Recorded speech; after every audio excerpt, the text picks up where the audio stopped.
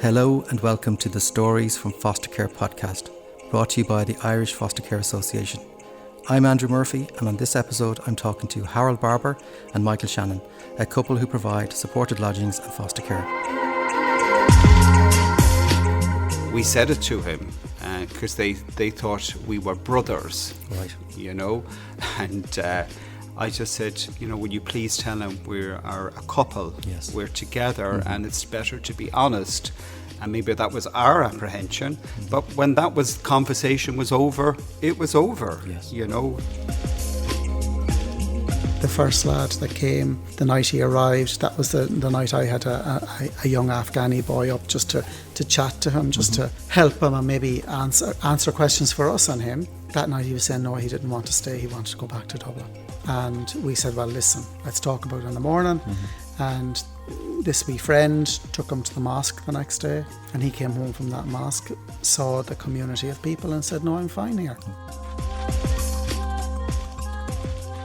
We had a very illuminating conversation about the experiences of the young people they have had in their care. I hope you enjoy listening.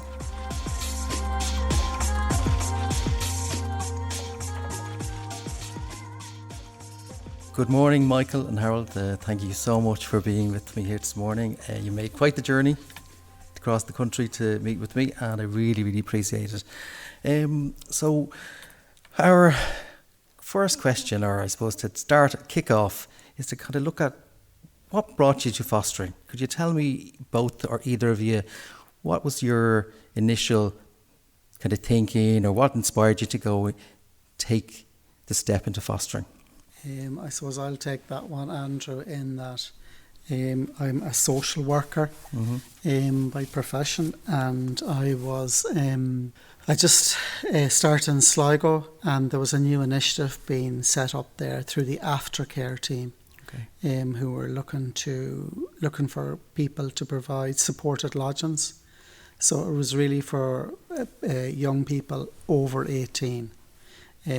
So I thought it was, there would be all of that kind of thing. I could do that, but I just thought it would be a nice way in. And having worked in that area, I realised that a lot of the young people who needed sort of support post care, there were great young people, and all they needed was a chance. So that was, I suppose, the start. It was that a new initiative being set up by Sligo, and made some inquiries and then spoke to Michael about it, and then he can tell you where we went from there. So Michael, when Harold approached you or said this might be something he'd like to do, how did you feel about that, or what was your reaction to that? Yeah, Andrew, I wasn't very proactive about it. I certainly, as a gay man, had never thought of both of us fostering, or even fostering per se. But, maybe that was a good reaction, because I went full circle, and through conversation with Harold, obviously he had a lot of insight and expertise, talking to people like Sharon, who runs the support for aftercare, and also her colleagues, and getting information. Sure. And talking to people that had been in the situation certainly empowered me, or helped me think more proactively about it. I see that as a positive thing, not negative, actually. Absolutely, I agree with you. Yeah. Questions are always really important at the beginning, isn't it? Yeah. And so then the next steps after that, then you applied. Any particular challenges? You mentioned there that you're both in a loving relationship, two men. Any particular challenges in that process, in coming forward and applying to become foster carers, or any considerations you had? Well, maybe I'll take this and then hand it over to Harold. I think, being very honest, we're very fortunate in the context that we've been together 28, 29 years. Harold put me right on that. And we have a very, very supportive family, and absolutely amazing friends, and a great community where we live. And that's all very, important. But as you go through this process, it's even more important.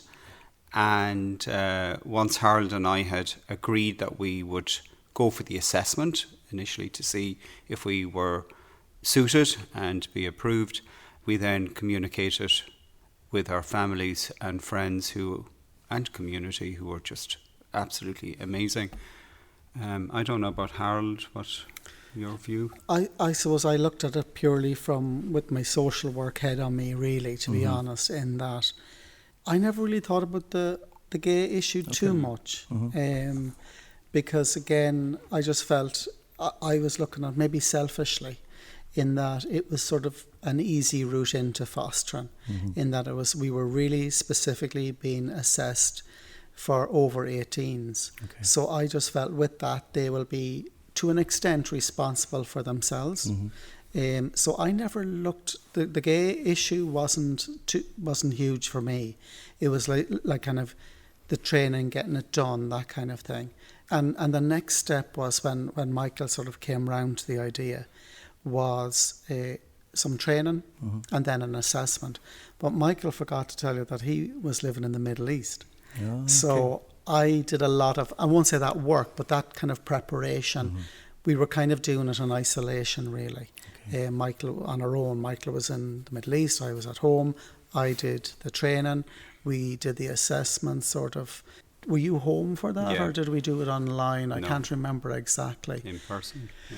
Okay, so that was sort of done in person together. So, and in my head, I knew that while there was a new initiative being set up in Sligo, I thought, and again from working in the field, I knew that it wasn't a huge uptake. So I knew that it was going to maybe be a slow burner. Sure. You know, that we would be assessed, we would hopefully be approved, and then we might be sitting waiting for goodness knows how long until a young person would come. So in relation to I suppose to answer your question, Andrew, in relation to us being two men, I didn't give it too much consideration. That's great. That came sort of later, and we can talk about that later. Yeah. That kind of sort of maybe apprehension might be the word, came at a later stage for me anyway. Okay. But I think just, for your listeners, it's an important thing to share that my perception, which was wrong, is that maybe gay people couldn't foster, and maybe that was why it was never also on my agenda.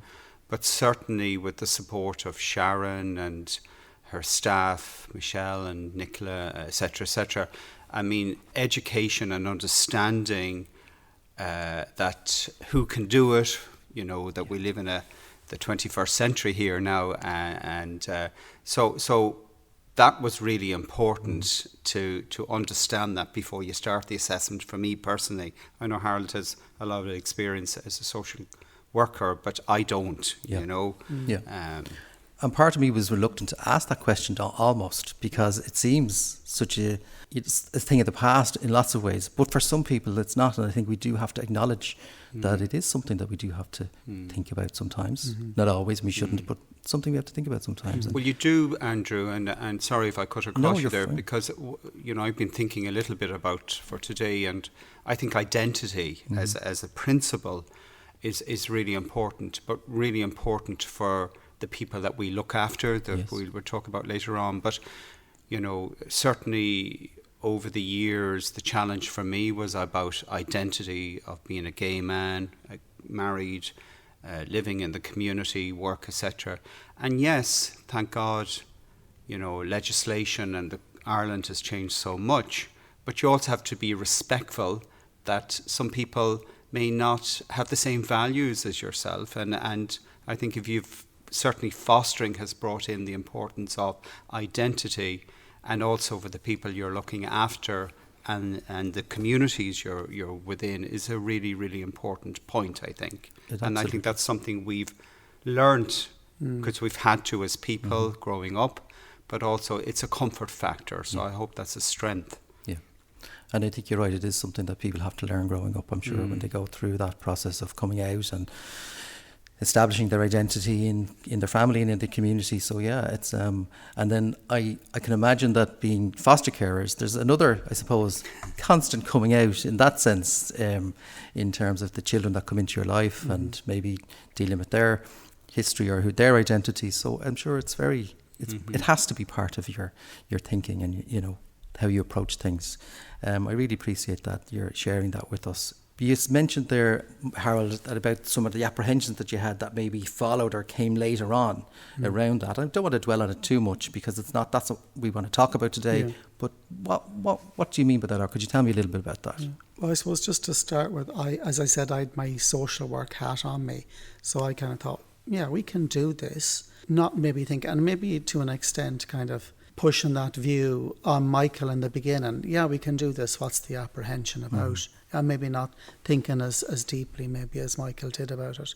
But so to just to answer your question in relation to the apprehension was, so we became approved foster care, no, we became approved supported lodgings carers, which meant 18 plus in the Sligo area.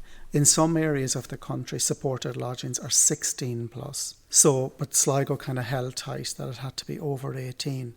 But it was only when we were asked to take under 18-year-olds that sort of, do they know they're coming to a gay couple? So I suppose that's where the apprehension came. And especially because we became approved with the Team for Separated Children in Dublin, who look after a specific team just who are responsible for all the unaccompanied minor children who come into the country. So they were under 18, and many, and not to stereotype, but many would have been from Muslim backgrounds. Yes. And I suppose our ignorance would be, this fear of maybe fear isn't the right word, but apprehension about how they might see us as a gay couple. Yeah. So that's where it came from, Yeah. And then again, since then we've had, Ukrainian children. We now have an Irish lad who's 16, and again, it's how they will feel. But believe it or not, it's our issue. Yes. Many of these young people couldn't give two tosses about it. So it's kind of our own inbuilt homophobia around that, as opposed to the young people themselves. I think you're so right, Harold. I think the young people are leading the charge on this, aren't they? They're really teaching us about how to be around all of that, and we're unpacking our own stuff as we go. And so, I do agree with you there. But even that, I mean, I can only imagine that trying to get that right must be an added, not stress, but consideration in your fostering journey. It is, but I think how you get around that is that both of us have to be singing from the same hymn sheet, obviously. But what comes into my mind, I'm just thinking of the two gentlemen that we have at the minute, fabulous young men from Afghanistan. And as Harold said, I had worked in the Middle East, so I'd be very conscious of their beliefs and respectful, hopefully. But when they came, we didn't know what to say or how to manage it to a certain degree, and we had talked about it. And we had, Harold had organised a colleague from Sligo down who was an Afghanistan lad who could speak English in their language. And we said it to him because they thought we were brothers, right? And then, impulsively, rightly or wrongly, hopefully rightly, I just said, will you please tell him we are a couple, we're together, and it's better to be honest. And maybe that was our apprehension, but when conversation was over, it was over. Yes. So I think, as Harold said, sometimes it's our own anxiety or confusion around these things, and really it's about communication. It's easier said than done, and a level of honesty. But you, I suppose, are in a unique position. Fostering is very unique anyway. But you're two men, and you're taking children in from overseas, and there might be cultural misunderstandings, and that example there of your brothers, and you had to clarify that. But I think really well done on that, really, really clear that you approached it from the beginning. I'm sure that's, there's lots of pitfalls along the way in relation to all of that. So well done on that. Just in terms, I suppose, going back a little bit, you were talking about, Michael, you were talking about maybe not seeing yourself as a father growing up, or, and you are very much, I'm sure, have a father figure role in people's lives. What's that like for you? My reaction to that would be, and hopefully this might very briefly explain is that when people say to us, God, you're great, and I know they genuinely mean that, and it is a privilege for Harold and I to as a gay couple, to foster these people, but it actually is what they give us. Yes. And I think to try and explain that in the context of your question, what's it like to be a father?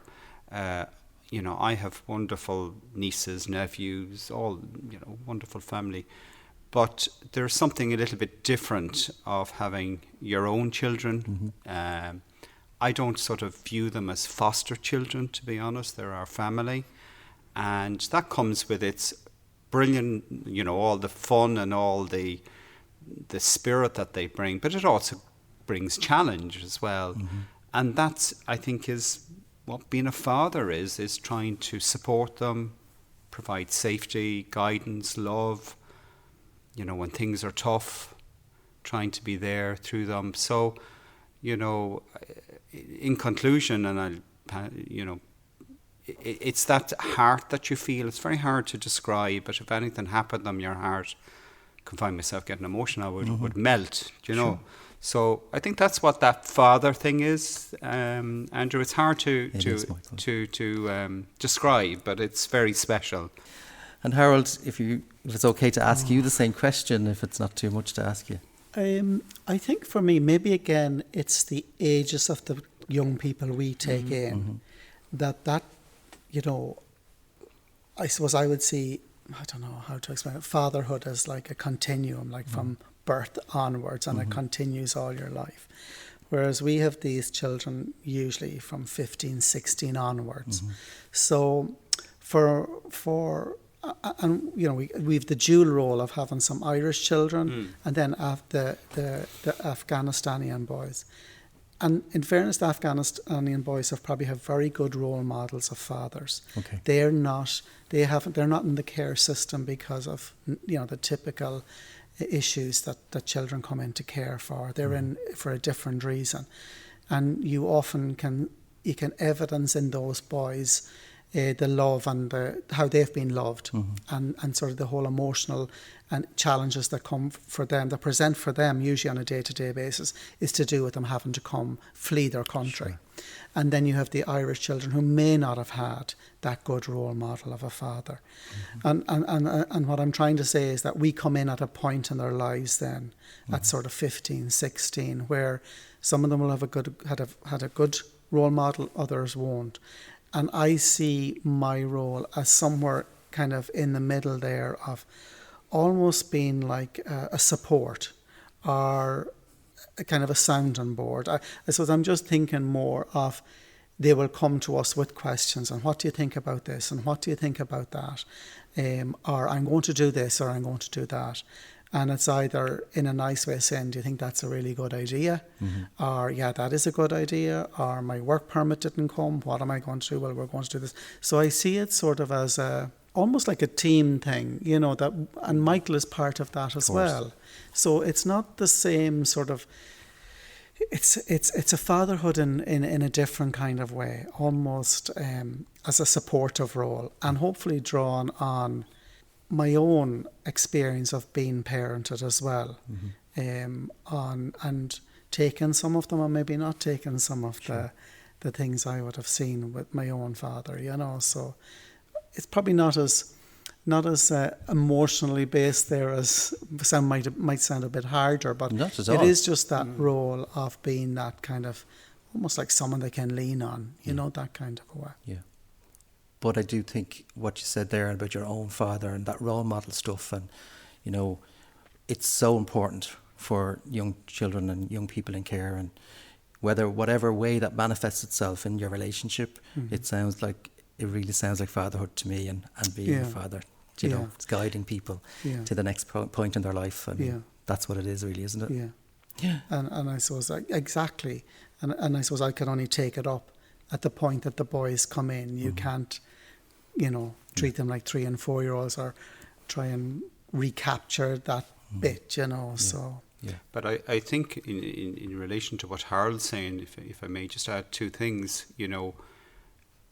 you also, and I hear this from my brothers and sisters and friends, it is about your past, of course, that influenced you, but life has moved on and things are different as well. So it's not always reaching to the way when I went to school, how things were done, or the family dynamics have changed, I suppose, and it is to be very aware of that. And I think secondly, listening to Harold, it comes into my mind is that for us, I suppose another dimension to it is on trying to understand, particularly the lads that we have at the moment from other countries, understanding a little bit about their culture, where they've come from, their families, how they were reared, and that can be very different to the Irish, inverted commas, model of family. So it's just an extra dynamic as a fatherhood. You have to navigate or get support from your team, etc., etc.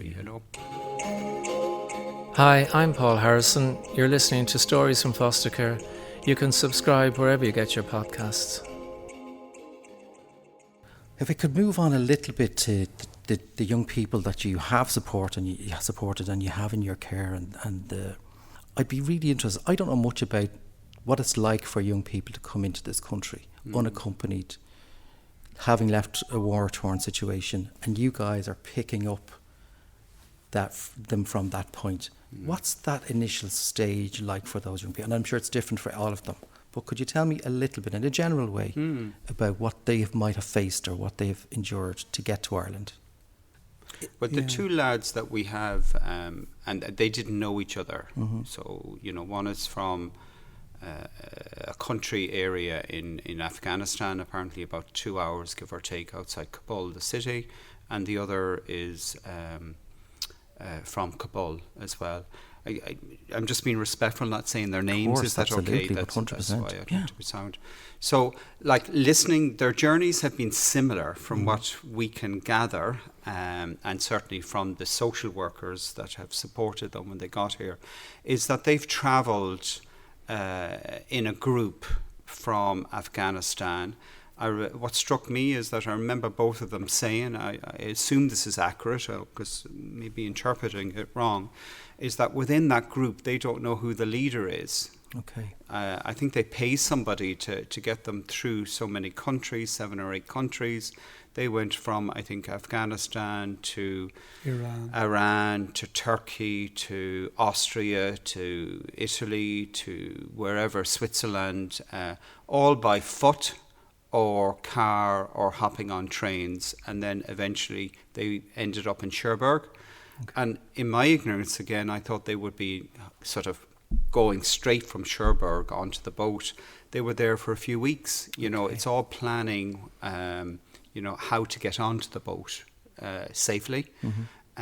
So again, I can't honestly remember in detail, but I know they were both a number of weeks in Cherbourg, and then they got on a ship and arrived in Ireland and literally were picked up. Would that be it, Harold, or is there anything I'm missing? That's more or less the journey. That has to be very impactful, because they sometimes talk about their experiences. They call it in the jungle. I think it's like the forest, being on the trains, the way people would treat them positively or negatively, etc., etc. Survival rate. Sure. Andrew, they're like clones of each other, really, in a lot of it. Their stories are very similar. And since the boys have come to us, they have brought other friends to stay, for weekends and things. And the stories are identical. Very similar as what Michael said. And it's sometimes it's easy to lose sight of what they've experienced when they're with you for 7 or 8 months. But they would have great resilience, I think. Sure. I mean, as young men to have gone through that and then come to a new country. And also, as Harold is talking there, I'm just thinking it's very important through that journey, and they're here, that they still have connections with their family at home. And that can be very tough. Like, we take things for granted. One lad that's from the country, they've no internet, etc., etc. His family is there. I think there's about 5 or 6 or 7 kids, mum and dad. But he was very resourceful through Facebook, track down an aunt that lives in a city who can have internet, and then she goes up every now and then on a bus home. He connects with her, and at least he knows how things are. Whereas the other lad is from the city, or a city in Kabul, the city of Kabul, and they have internet and they have WhatsApp, so he can contact them. So it's all of that sort of connectivity for them, and as father figures and parents supporting them through that as well, you know, because their culture, you know, it's so important, and rightly so, for them not to lose that. Absolutely, 100%. And so they come to Ireland. What happens to those young people in those first initial days or weeks when they come into Ireland? Well, I can only speak for the two lads, and I mean, what they came, it was still kind of COVID time. So what happened was they had to go into quarantine for 3 weeks in Dublin, in a residential in Dublin. And I would imagine for them, they probably didn't know a lot of what was happening. It's not maybe that they weren't told, but we find that we tell, even with an interpreter, information is shared, but they could ask you the next day the same information. So I think maybe with all that has happened, and again, it could be a cultural thing, they like it to be said a number of times. So they came into care, they were received into care, and they were in quarantine for 3 weeks. And then once those 3 weeks were over, we were asked to consider the boys as placement. So that's what happened. So the first night that there was a week between them coming, and the first lad that came, the night he arrived, that was the night I had a young Afghani boy up just to chat to him, just to help him and maybe answer questions for us and him. Sure. And that night he was saying no, he didn't want to stay, he wanted to go back to Dublin. Okay. And we said, well, listen, you know, let's talk about it in the morning. And this wee friend took him to the mosque the next day, and he came home from that mosque, saw the community of people and said, no, I'm fine here. Okay. Whereas the other boy came a week later with the same story, I'm not staying here. And I think it took him about 2 months to settle. And when I say settle, he wasn't in any way challenging, but every day he would say, when am I going back to Dublin? And we were kind of being told, well, there's no placements in Dublin. He's going to have to stay. And we were saying, well, he needs to hear that. You know, and once he heard it now he was being told that it's difficult to get a placement and we're not sure and all of those kind of things. But once a team leader said to him, sorry, there is no placements in Dublin, you have to stay. That was it. It was kind of, he settled. And this might sound a bit of a strange question, but do they have an understanding of foster care and what that means in terms of an Irish? I think the difficulty is the system, Andrew, in that there's supported lodgings, there's foster care, and within that there are different payments to the young people. So if you come in under a supported lodgings system, you get X amount, you know, the young person is given more responsibility with money. You know, they get a higher allowance. Whereas if you come in through foster care, so sort of, you know, 18, and they both can fall into that. Between 16 and 18, you can fall into both foster care or supported lodgings. And with supported lodgings, the young person is encouraged to manage a bigger budget, and therefore do more and pay more for themselves. Whereas the foster care system, they really just get a pocket money, and the foster care is responsible for everything. And that's the difficulty for the boys, because their network is massive. And as I said, the journey to Ireland starts before they leave Afghanistan. So all these networks are started up the minute they arrive, and they're being told, oh, my friend in Dublin got a brand new iPhone. My friend in Dublin or Cork is getting €100 a week. Why am I only getting 30?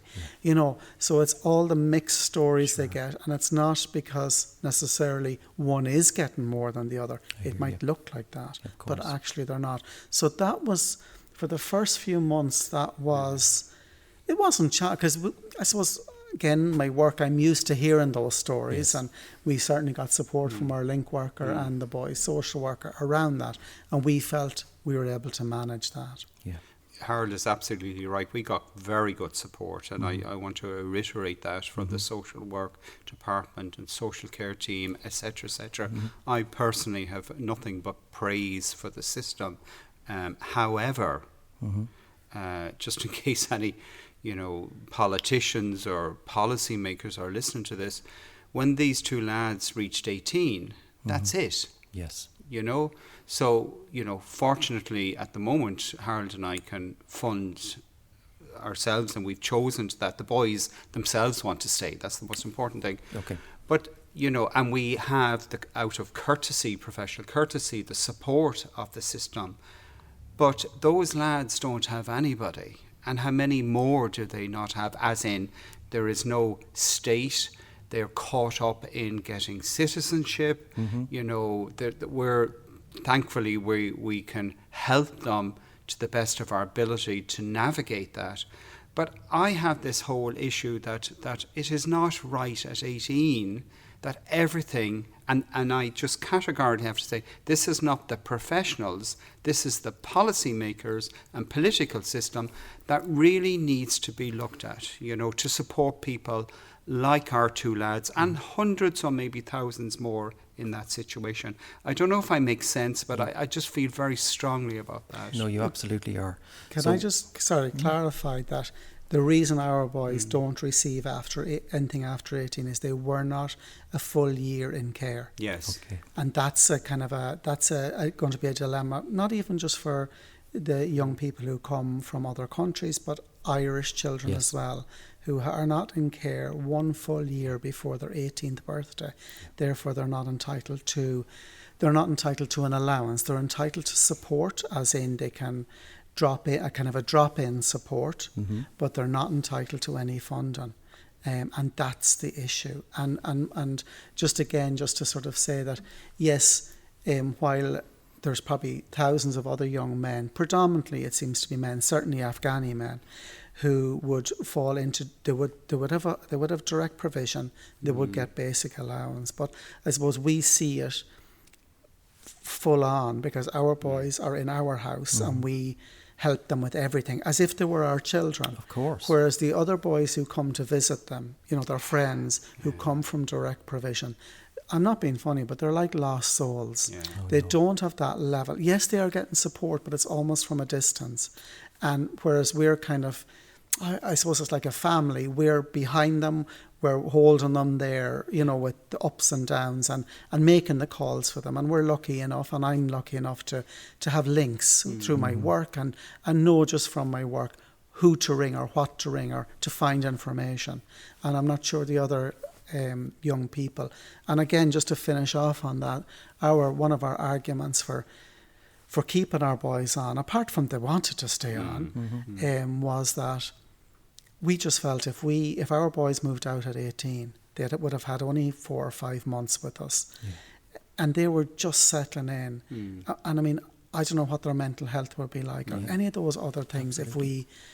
I think it would be abandoning them after that length of time. So we felt it's better to do as much as we can for the two we have than try and help a little bit more, a lot more. So if you two weren't who you are and weren't available and committed to these boys, what would be their option? What would happen? Well, they were offered initially, having been with us, I mean, I know they're not related, but they haven't been with us about 6 months. We live in Sligo. They were offered direct provision in Kinsale and Waterford separately. Okay.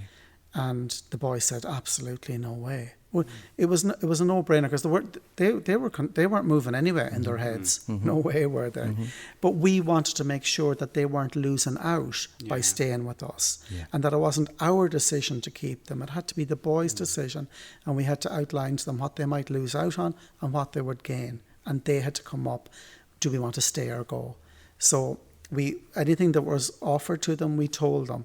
And they said, no, where are we going down there? And then they came back and said, actually, we can get them beds in Sligo. So they could come and go to your house. And while that was it was an offer that was, if they wanted to go, it would have been a great option for them. But they still said, no, we don't want. They would say, we don't want to go to a hostel, because they would have had lots of friends in hostels and knew kind of what the setup was. So that was a decision made. They said no, even in Sligo, where they could have continued going to school and continued to have contact with us. They said no, and we were happy with that, because we felt that, we could support them better in the house than at a distance. And education for them, can they get involved in education? What is their options? At the moment, again, they're going to a fantastic school in Sligo. To us as gay fosters, an open door, my God, was just amazing to work with them. But more importantly, for the two boys, when they came last year at Christmas, they went into transition year, and really that was with the premise of settling in, learning the language, getting a feel of life and home and all the rest of it. And then, talking with the principal and the staff and with the boys, they've gone into fifth year. So they'll be 20 when they finish the Leaving Cert, but hey ho, they love going. I've never seen two love going to school. Wow. There's absolutely no issue. It's a very cultural diverse school. Isn't that right, Harold? It's a joy school. It's not an issue, per se. Well, I think too, they were adamant that they wanted to get a qualification. Yeah. Okay. That was their and again, it was about sitting down and talking to them. These are your choices. You're 18. You can go and try and find a full-time job, or you can go back to your Leaving Cert applied and still earn some money. And I think the thing about is not to forget maybe a little bit about the boys and what they experience is there seems to be a lot of pressure to send money home. Yes, absolutely. And so any money they earn goes home. Okay. And any money that we give them then as pocket money is kept, and we obviously support them in other ways. So that's where, so their pressure or their issues don't end just because they arrive in Ireland and we've arrived and we're safe now. It's still, they still have to send money back home. And so no money comes to you guys? No. That's I suppose go back to the point that I was advocating earlier. Yeah. And more importantly, it doesn't come to the boys. Yeah. And not us. Yeah, really. Yeah. Yeah. So you're looking after the boys as best you can out of your own pocket. Yeah. I think it's a really important kind of thing to kind of note, especially in light of our current situation in relation to foster carers and some of the challenges financially that they face. And you two are really and truly stepping up and really giving back above and beyond. And that's something not necessarily to be hailed, Andrew, because I'm sure if there's any foster carers listening to this will say, because I know I work in that area. It is, you're right, the economy, everything at the minute doesn't make it easy. But I will say, and I'm not saying in any big-headed way, we're very, very fortunate that we can do that. It mightn't be as easy if we couldn't afford to do it. We probably might not be able to, because the boys like good stuff, you know what I mean, and rightly so. And so, but we, as I said, we're very, very fortunate, and I appreciate people are not as fortunate as us, and may not be able to do it. But I think in order to encourage people to foster, gay, straight, whatever, the system needs to be equitable, Absolutely. And I think, just thinking about this and listening to the conversation, to be fair, Harold mentioned earlier to the two lads, I mean, with social media, with everything, they're so connected of their own communities. I mean, one of them could be talking to somebody in Istanbul, it's a different world to when I was brought up. But the point is, they are talking about, well, some other foster boy or girl, his family might be getting X, Y, and Z. why can't, they may not understand the sort of the politics of it, but there's an inequity there straight away, and the opportunities for those two lads are not the same as others if Harold and I weren't very fortunate to be able to try and give them what we can, and that's not trying to be martyrs of ourselves. We've making that choice. And I said when we started here, you asked me what fatherhood is about. It's what they give us, But I just don't like that part of the system. Of course. And that's negative, and yet so much is positive about the support you get from the fostering system. Yeah. And you're still getting some supports, yeah? No? Well, we would still have a link worker, but they're really, really busy. So we don't technically have, from their perspective, we don't have somebody placed with us. Technically. Yeah. That's not to say we couldn't phone them, and and the boy social worker is finished with them, but again has made herself available if we ever want to phone her. And I'm listening to your story, and it's so similar to many other foster carers who, at the strike of midnight on the 18th birthday, life has changed, and those supports are not as accessible, they're not as readily available, or they're not as involved. And it's a really important thing for us to think about in the fostering community, about how we manage that piece, and especially for young people who come from overseas and who are so vulnerable. And I think it's also important that the policy makers and the legislators think about it, because I believe, from a children's rights point of view, regardless where you live and where you're from, there should be equity for everybody, and it's just unfortunate. And those two lads have made phenomenal sacrifice to travel from Afghanistan to come to a country which thankfully is supporting them and supporting them very well, but they could be lost. As Harold said, lots of their friends come and stay in that. And I know everybody's trying to do the best, but it's still not right. Sure. That's my view anyway, I can hear that loud and clear. Yeah. Very well said, Michael. What keeps you going? And I know you said earlier on, your family, you have a great support network, you have each other, and you can see the change in the boys. I've heard all of that, and you've seen the progress that they've made. But on those days where you think, oh my God, what is the part of you that goes? There certainly has been benchmarks, Andrew. There's been benchmarks maybe with some of the young people that we've had and some of the challenges that we've experienced, that anything since then has been okay. And I think the fact when as I said, when we started this first, our very first young person, Michael was abroad, so I had that young person by myself, working full time. There was, which was fine. And again, it was, as Michael says, not making martyrs, but that was just my choice, and it was pretty difficult at times, pretty difficult. And I suppose since then, Michael has come back, and maybe we've I think we've been lucky, but we have also kind of considered the young people coming to us. I mean, I don't think we've ever refused anyone, because the demand isn't huge, believe it or not, for the young people that, the over 18s don't tend to want to come into supported lodgings, and then the young people coming from other countries don't tend to want to leave Dublin.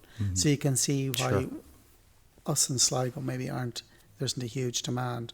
But I think having maybe the two of us being there, and, the benchmarks, and also that sort of looking at the needs of the young person coming in, that you're matched with that, that you feel as a couple that you can manage that young person, and that is a good match for everyone. Because we also have to consider, we have a young boy placed with us for the last 2 weeks. We would have had to consider the needs of the other two Afghani boys, you know what I mean? And there are times like over the summer we had an Afghani boy just for a 2 or 3 week respite. And I suppose I'm just making a point that you just don't assume anything, don't assume that they'll all get on because they're all from the same country. They didn't really get on at all. This young boy was a different ethnicity from within Afghanistan, so had different sort of values around his religion and that, which our two boys didn't particularly like. So it sort of encompasses everything. It works for different. You have to look at different angles, I suppose. Andrew. Sounds like every day is a school day for you. It can be, yeah. Certainly when a new young person joins, it can be. And I think also, as far as that, what keeps you going is, each other. There's no doubt about that. It's personally, I'm a bit of a reflector, but as Harold talked about, when I was abroad for 3.5 years, it's much, I don't know if the words are coherent or better, that we're together as a couple in the house physically, supporting who we have and supporting each other through that, through discussion and advice and reflection. I also, like, part of me, I sort of laugh, what keeps you going? Last night I was thinking, what's keeping me going, It's really to see them happy and content. That sounds very cliche, but that is the truth.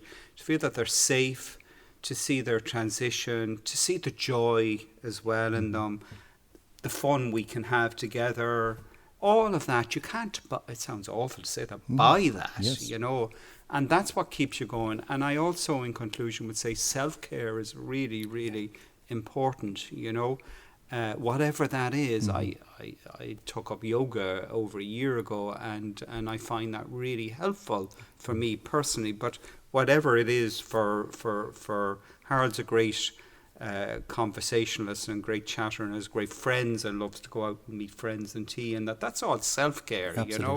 So I think that's important, isn't it? Hugely important. And I think going back to the very beginning, Andrew, of that whole fatherhood piece, or being a father, it's what keeps you going too is them leaning on you from time to time. And maybe it's a bit selfish, but wanting to be needed by, and that there are times that they're, it's lovely to see them developing the independence and getting the skills that they have. But that is brilliant to see.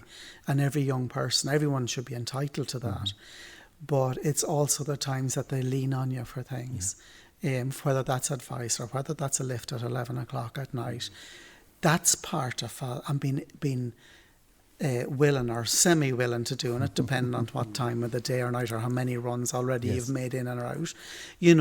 That's part of the journey. That's part of the whole. It's a package, isn't it? Yes. I also think what's really important that keeps you going is when you get to an emotional level with them. Yes. That they can feel comfortable to tell you where they are or what's bothering them, or if they'll cry, or if they're whatever, it's not always about the joy, but also then to be able to think if you can help these lads in some small way through their physical and emotional development, to make them stronger in this world and whatever. They are just gorgeous, Andrew. You couldn't but love them. Yes. Sure you couldn't, Harold. But you do need resilience yourself or something. I don't know. 100%. It's not for the as every parent does, But I think another part of the whole parent... You'll never get rid of us now, Andrew. Sorry.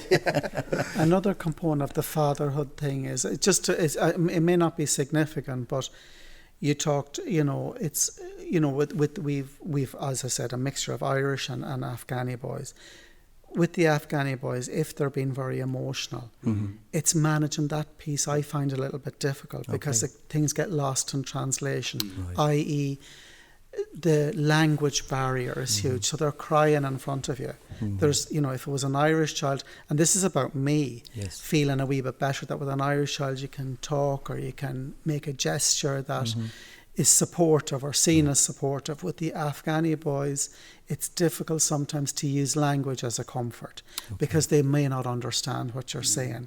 And sometimes you can feel helpless if there's, if they're very upset, to be able to to do that piece through without using words. So it's that communication piece. So I suppose the difficulty of being a father at that point, sometimes you can feel, am I doing anything right here? What can, the instinct is to reach out and to hug or to say something in your language that's comforting. With the Afghani boys, that's really difficult. Okay. It sounds to me that you have a very rich family life, a very rich father figure, fatherhood experience going on, and I'd just like to compliment both of you on that and really say it's been a privilege to talk to both of you about that and to share so much of your lives with us and a little bit of the boys' lives. I can only imagine how challenging it can be, but equally how joyful it can be as well. And I think you've really given us a lovely picture of your lives. And I'd say to thank both of you actually personally, because I think it's not for everybody and it's not something that everybody can do. So yeah, and you're highly skilled in what you do. So I think we might close off there. Thank you so much for your time, and it was a real learning experience for myself and I hope for our listeners. So thanks Michael, thanks Harold. Thank you so much, Andrew. That was a really illuminating discussion. I learned a lot from Michael and Harold. I hope you enjoyed listening. Join us next time on Stories from Foster Care.